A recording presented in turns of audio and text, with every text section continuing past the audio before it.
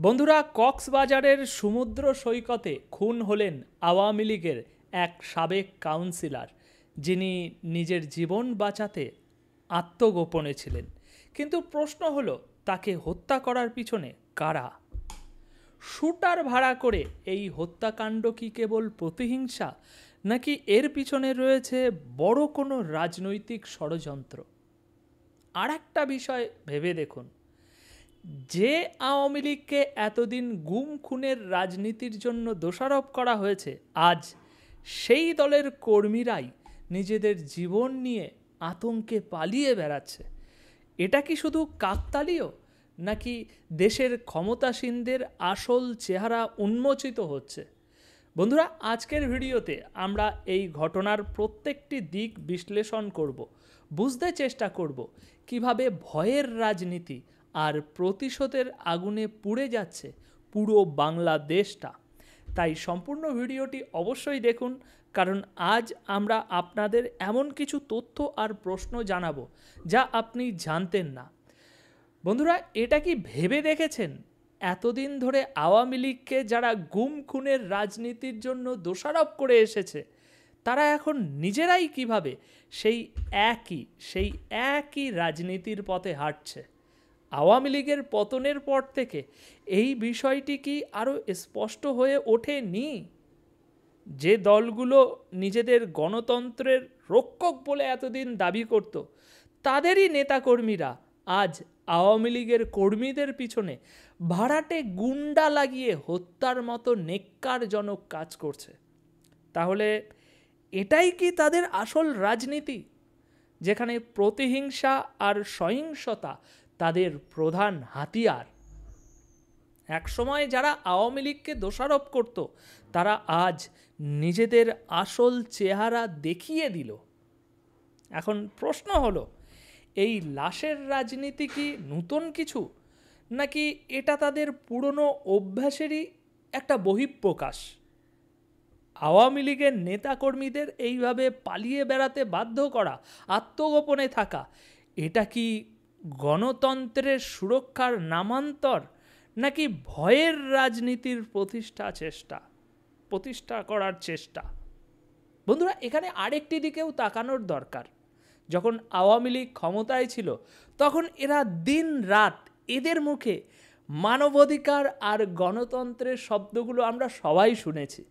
কিন্তু এখন ক্ষমতায় আসার পর তাদের আচরণ কি তাদের সেই কথার সঙ্গে সামঞ্জস্যপূর্ণ হচ্ছে, নাকি এখানেই প্রমাণ হয়ে যায় যে তাদের রাজনীতি আদতে প্রতিহিংসা পরায়ণ এবং গোপন ষড়যন্ত্রে ভরা? বন্ধুরা, এই হত্যাকাণ্ড আর তাদের এই লাশের রাজনীতির আসল লক্ষ্য কি? দেশের উন্নয়ন, গণতন্ত্রের প্রতিষ্ঠা, নাকি স্রেফ ক্ষমতার লোভ আর বিরোধীদের দমিয়ে রাখা? এখনই সময় এই প্রশ্নগুলো ইউনূস সরকারের সামনে তোলার, কারণ জনগণের সামনে সত্য পৌঁছানো অত্যন্ত জরুরি। বন্ধুরা, এই ঘটনায় দুষ্কৃতীদের পরিচয় আর আলাদাভাবে বোঝানোর প্রয়োজন পড়ে কি? কারণ নিহত ব্যক্তি একজন আওয়ামী লীগের সাবেক কাউন্সিলর, যিনি আওয়ামী লীগ সরকারের পতনের পর থেকে আত্মগোপনে ছিলেন। সুতরাং এনাকে গুলি করে হত্যা করার পিছনে কারা থাকতে পারে, এটা কি এমন কোনো রহস্য যার সমাধান করতে রকেট সায়েন্সের প্রয়োজন? সুতরাং এই হত্যাকাণ্ড কি প্রমাণ করে না যে যারা এতদিন আওয়ামী লীগের বিরুদ্ধে গুম খুনের রাজনীতির অভিযোগ তুলেছিল, তারাই আসলে নিজের সুবিধার জন্য এখন সেই একই কাজ করে চলেছে?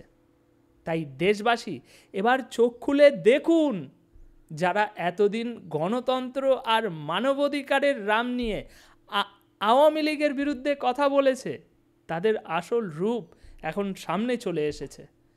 এই দ্বিচারিতা কি স্পষ্ট নয়? যখন তারা ক্ষমতার বাইরে ছিল, তখন তারা গুম খুন নিয়ে আওয়ামী লীগের সমালোচনা করত, আর এখন ক্ষমতায় এসে বা আসতে চলেছে, তাতেই একই লজ্জাজনক কাজ করছে। এটা কি তাদের রাজনৈতিক নীতির অংশ, নাকি ক্ষমতার লোভে তারা এখন নিজেরাই ভুলে গেছে যে তারা কিভাবে জনগণের সামনে নিজেদের পরিচয় দিয়েছিল? বন্ধুরা, এই হত্যাকাণ্ড শুধু একটি ঘটনা নয়, এটা তাদের দ্বিমুখী রাজনীতির আসল রূপ উন্মোচনের উদাহরণ। যারা মানবাধিকারের মুখোশ পড়েছিল তাদের হাতেই আজ রক্ত লেগে আছে। তাই এখন সময় এসেছে সত্যটা বোঝার এবং জনগণের সামনে এই দ্বিচারিতার রাজনীতি উন্মোচন করা। বন্ধুরা, এখানে দেখুন, কক্সবাজারের সমুদ্র সৈকতে খুলনা সিটি কর্পোরেশনের সাবেক কাউন্সিলর গোলাম রাব্বিনের এই খুন হওয়ার ঘটনাটিকে পরিকল্পিত বলছে তার পরিবার। স্বজনেরা দাবি করেছেন যে খুলনায় গোলাম রাব্বিনের শত্রুরা শুটার ভাড়া করে তাকে হত্যা করিয়েছে। কিন্তু প্রশ্ন হলো, তার শত্রু কারা? বন্ধুরা, পরিবারের সদস্যরা এ বিষয়ে স্পষ্ট করে কিছু বলতে রাজি হননি, মানে মুখ খোলেননি। সুতরাং ভাবুন, এই নীরবতার পিছনে কি কারণ থাকতে পারে? কেন তার পরিবারের সদস্যরা শত্রুর নাম প্রকাশ করতে সাহস পাচ্ছে না? এটা কি ভয়ের রাজনীতি, নাকি বর্তমান রাজনৈতিক পরিস্থিতির একটি জলজ্যান্ত উদাহরণ? বর্তমান ক্ষমতাসীন দলের দাপট, তাদের ক্ষমতার ক্ষুধা এবং প্রতিহিংসার রাজনীতি কি এই হত্যাকাণ্ডের পিছনে কাজ করছে না? আরেকটা বিষয় এখানে লক্ষণীয়, যারা এতদিন নিজেদের গণতন্ত্রের রক্ষক এবং মানবাধিকারের সৈনিক হিসাবে প্রচার করে এসেছে, তারা আজ কি করছে? বিএনপি, জামাত, মাথামোটা সমন্বয়ক দল এতদিন সৎ আদর্শ, তারা আদর্শবান দল হিসাবে উপস্থাপন করে এসেছে নিজেদেরকে, কিন্তু আজ তাদের এই কার্যকলাপ কি তাদের সেই দাবির সঙ্গে সামঞ্জস্যপূর্ণ? পরিবারের সদস্যরা যদি শত্রুর নাম প্রকাশ করে, তাহলে তাদের নিজেদের নিরাপত্তা নিয়ে ভাই কি হবে? নিহত ব্যক্তির পরিবারের লোকেদের এই ভয়টাই কি প্রমাণ করে না যে বর্তমান রাজনৈতিক পরিস্থিতি কতটা অস্থিতিশীল এবং ভয়ানক? বন্ধুরা, এই ঘটনাটি আমাদের চোখে আঙুল দিয়ে দেখিয়ে দিচ্ছে যে গণতন্ত্র আর মানবাধিকারের নামে যারা এতদিন রাজনীতি করে এসেছে, তাদের মুখোশের পিছনে আসলে কি লুকিয়ে আছে।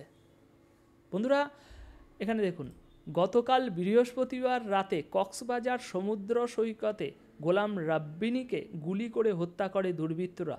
পুলিশ ও প্রত্যক্ষদর্শী কয়েকজন জানান, রাত 8:30টার দিকে রব্বিনী সিগাল হোটেলের সামনে ঝাউবাগানের ভেতর কাঠের তৈরি সেতুর পাশে হাঁটছিলেন। তখন দুই ব্যক্তি মোটরসাইকেলে এসে তার মাথায় গুলি করে দ্রুত পালিয়ে যান। পরে তাকে হাসপাতালে নিলে চিকিৎসক মৃত ঘোষণা করেন। এবার বলুন তো দেখি, এমন ঘটনা কি কেবল একজন ব্যক্তির হত্যাকাণ্ড, নাকি দেশের ক্রমবর্ধমান অরাজকতার প্রতিচ্ছবি? আজ আওয়ামী লীগের একজন সাবেক নেতার বা কোনো নেতার জীবনের নিরাপত্তা নেই, অথচ এই দলই একসময় দেশের সবথেকে শক্তিশালী রাজনৈতিক দল ছিল।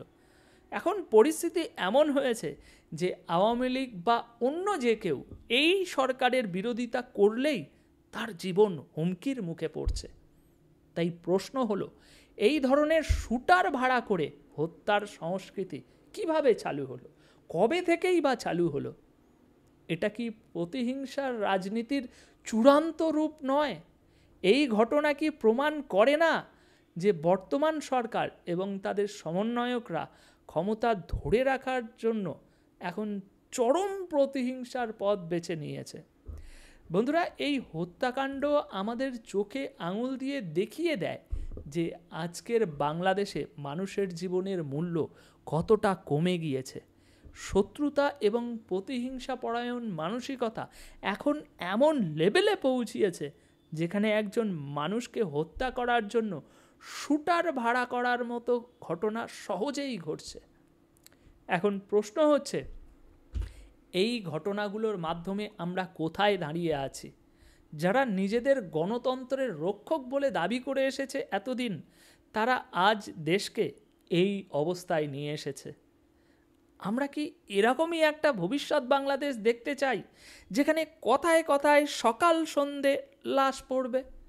এই হত্যাকাণ্ড শুধুমাত্র একটি হত্যাকাণ্ডের ঘটনা নয়, এটি একটি শক্তিশালী বার্তা দেশে ভয়ের রাজনীতি, অস্থিতিশীলতা এবং ক্ষমতার লড়াইয়ের এক নির্মম উদাহরণ। বন্ধুরা, এই গোলাম রাব্বিনী খুলনা সিটির 4 নম্বর ওয়ার্ডের সদ্য সাবেক কাউন্সিলর এবং মহানগর স্বেচ্ছাসেবক লীগের সভাপতি ছিলেন। 5ই আগস্ট আওয়ামী লীগ সরকারের পতনের পর থেকে তিনি আত্মগোপনে ছিলেন। এখন সবথেকে বড় প্রশ্ন হচ্ছে, আওয়ামী লীগের প্রত্যেকটি নেতাকর্মীকে কেন আত্মগোপনে যেতে বাধ্য হতে হচ্ছে? এখানে আরেকটি বিষয় লক্ষণীয়, আওয়ামী লীগ সরকারের পতনের পর থেকে দেশের পরিস্থিতি কেমন হয়েছে। রাব্বিনীর এই রকম আত্মগোপনে থাকা এবং শেষ পর্যন্ত হত্যার শিকার হওয়া আমাদেরকে দেখিয়ে দেয় যে বর্তমান সরকার এবং তাদের সমর্থকদের প্রতিহিংসা পরায়ণ মানসিকতা কতটা ভয়ঙ্কর।